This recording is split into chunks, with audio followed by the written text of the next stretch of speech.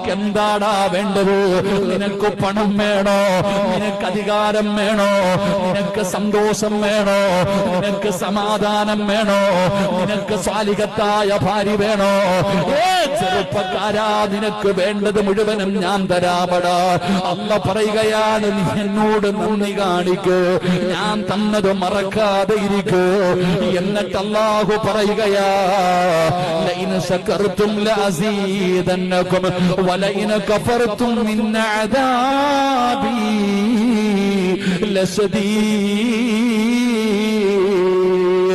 അല്ലാഹു പറയുകയാ, നീ എന്നെ മറന്നു കളഞ്ഞാൽ നിനക്ക് ഞാനെല്ലാം തന്നിട്ട് എന്നെ നീ പുറങ്കാല് കൊണ്ട് ചവിട്ടിയ, എന്നെ നീ പുച്ഛത്തോടെ തള്ളിക്കളഞ്ഞ, എന്നെ നീ നിസാരമാക്കിയാൽ അല്ലാഹു പറയുകയാ, എനിക്ക് തരാ മാത്രമല്ല അറിയുന്നത്.